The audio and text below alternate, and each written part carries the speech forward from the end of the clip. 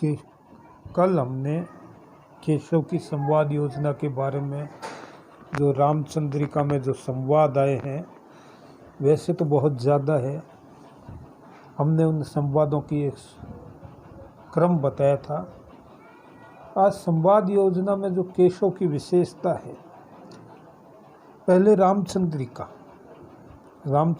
में जो कथा आई है राम की, उसके बारे में बताया है।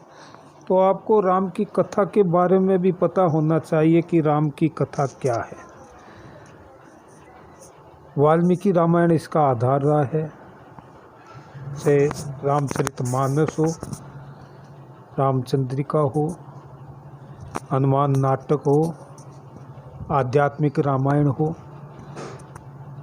और केशव ने संस्कृत के जो आध्यात्मिक रामायण हैं, वाल्मीकि कृत रामायण हैं, केशव ने उनका आधार लिया है संस्कृत का। कहीं कहीं बाणभट्ट की कादंबरी से भी केशव ने अपने काव्य में इसका वर्णन किया है। रामचंद्रिका, जहाँ रामचरितमानस में तुलसीदास जी ने जो कांड अपनाए हैं, 7 कांड हैं, केशव ने उन कांडों का वर्णन न करके प्रकाश का वर्णन किया है। उन्होंने सीधा सा कर दिया अपनी कि पहला प्रकाश, दूसरा प्रकाश, ये अध्यायों का वर्णन किया है। वैसे 7 कांड है। राम कथा का जो आधार है उसमें 7 कांड है। बालकांड, अयोध्या कांड, उसके बाद में आपके अरण्य कांड, किष्किंधा कांड, सुंदर कांड, लंका कांड। कुछ तुलसीदास जी ने लंका कांड किया है और वाल्मीकि रामायण जी ने इसका युद्ध कांड किया है। और उसके बाद में उत्तरकांड। केशव ने सारी कथा को लिया है। तुलसीदास जी ने उत्तरकांड में जो लवकुश का वर्णन है वो नहीं किया। केशव ने लवकुश का वर्णन विस्तार से किया है। उन संवादों में ये तो भी कांड की बात, आपको ये कांड याद रखने जरूरी है। 7 कांड है। संवादों में विश्वामित्र और राजा दशरथ का जो संवाद है वो भी महत्वपूर्ण है, जहाँ रामचरितमानस में तुलसीदास जी ने राम के जन्म के बारे में वर्णन किया है, काफ़ी विस्तार से वर्णन किया है। केशव ने ऐसा कुछ भी वर्णन नहीं किया। राम हुए, विश्वामित्र आते हैं और विश्वामित्र अयोध्या की जो वर्णन है वो किया गया है स्तुति के बाद में, जो आपके पाठ्य पुस्तक में भी है। जब इसकी व्याख्या करेंगे, जहाँ जो अयोध्या का वर्णन किया है, जो अपने हैं कवि कुल विद्याधर सकल कलाधर राज राज बर भेष बने, ये महत्वपूर्ण है, व्याख्या की दृष्टि से भी महत्वपूर्ण है।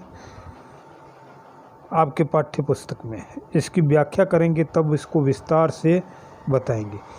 इन सारी अयोध्यापुरी का वर्णन करने के बाद, अयोध्या की शोभा करने के बाद,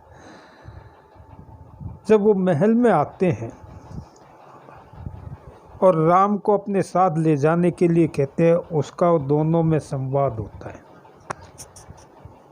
जब वो राम को मांगते हैं तो विश्वामित्र कहते हैं, केशव ने संवाद में मुनि करके आगे उसका संवाद किया है।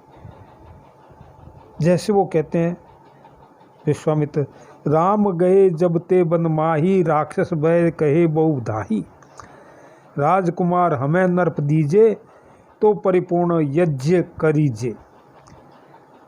वापस राजा जो है, यह बात सुनकर के राजा विचलित हो जाते हैं और राजा कहते हैं, अब दशरथ का संवाद। दशरथ कहते हैं, अति कोमल केशव बालकता, बहु दुष्कर राक्षस घालकता, हम ही चलिए ऋषि संग अबे, सजी सैन्य चले चतुरंग सबई। अब वो कहते हैं कि हे मुनिनाथ, राम तो बालक है, अति कोमल। देखो शब्द केशव की यही तो विशेषता रही है, संवादों में ये विशेषता रही है। केशव, जहाँ लोग कहते हैं कठिन काव्य का प्रेत है, केशव का काव्य कठिन है, केशव को मार्मिक स्थलों की पहचान नहीं थी, देखो इसमें कितनी सुंदर बात कही। अति कोमल केशव बालकता, बहुत दुष्कर राक्षस गालकता। गालकता मतलब संहार करने में। हम ही चलिए ऋषि संग अबे, सजी सैन्य चले चतुरंग सबे। चतुरंगनी सेना के साथ मैं खुद चलता हूँ, मैं स्वयं चलता हूँ।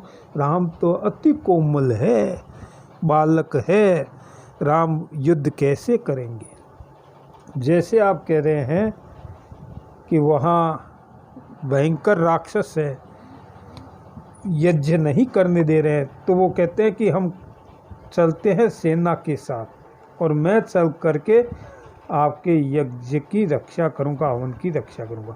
विस्तार से वर्णन किया गया है थोड़ा। तब वशिष्ठ बीच में आकर के वशिष्ठ समझाते हैं कि राम को इनके साथ भेज दें और राम इनके रक्षा करेंगे। और विश्वामित्र राम को लेकर के वहाँ से अपने तपोवन में आते हैं और वहाँ की आगे की कथा पता ही है कि वो राक्षसों का संहार करते हैं। और उसके बाद जो संवाद आया है, सुमति और विमति संवाद, वहाँ भी वर्णन किया गया है सुमति और विमति का आपस में कि क्या है। सुमति कहती है कि ये है, विमति कहती है कि ऐसा होना चाहिए। मति को संबोधित करते हुए संवाद आगे आते हैं, तपोवन में निकलते हैं और आगे सीता स्वयंवर की बात आ जाती है। केशव ने जो वर्णन किया, ये सुमति और विमति का संवाद तुलसीदास जी ने नहीं किया है। सीता स्वयंवर की बात आ जाती है और वहाँ रावण और बाणासुर का संवाद बताया गया है। रावण और बाणासुर का संवाद भी पाठ्य पुस्तक में है। रावण और बाणासुर दोनों आते हैं और दोनों ही धनुष को उठाने के लिए,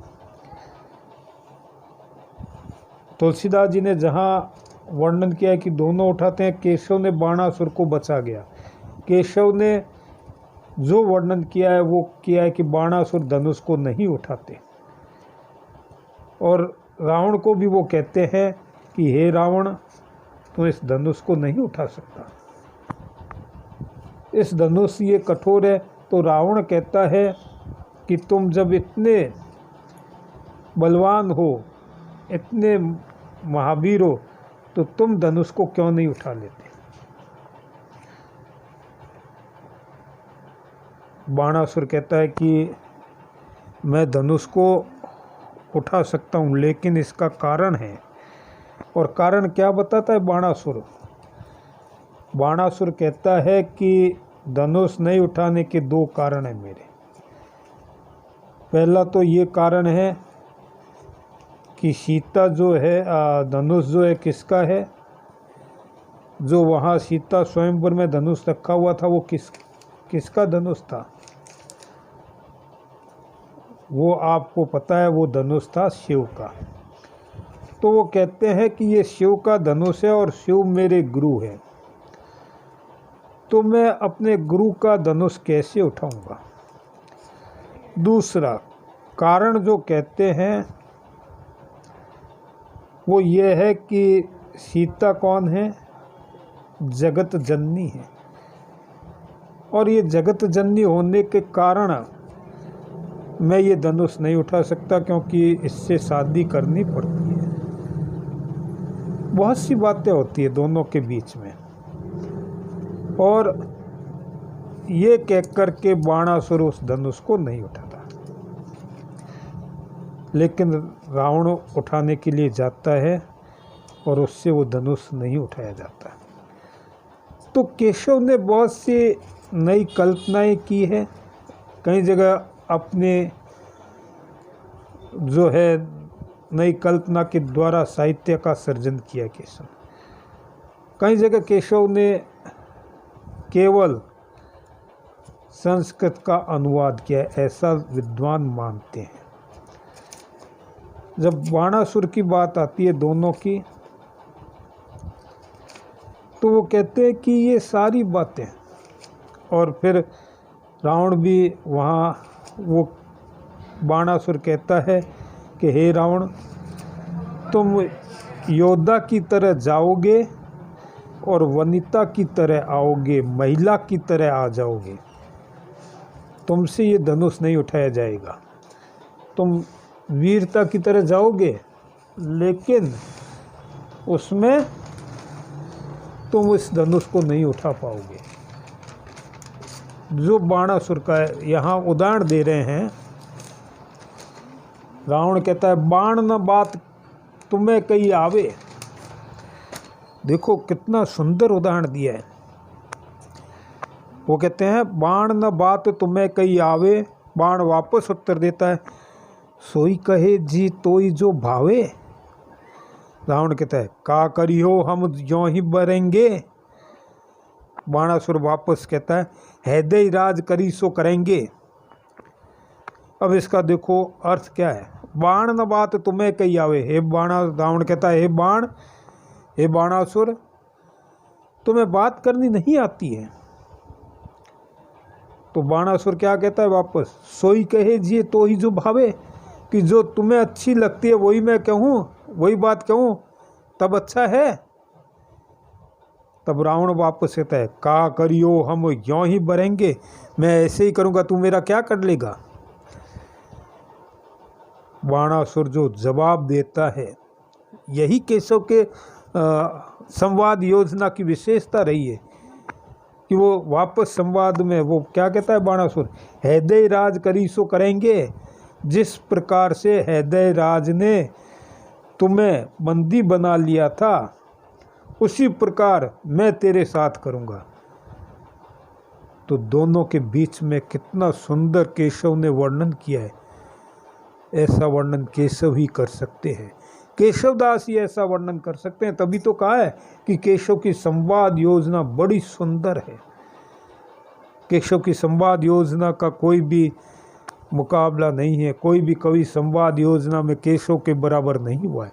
यहाँ बाणासुर और रावण का संवाद ही अपने आप में बहुत सुंदर वर्णन किया है। आगे फिर वो कहते हैं हार जाता है, उसके बाद में सारे चले जाते हैं। यहाँ तक वर्णन किया गया।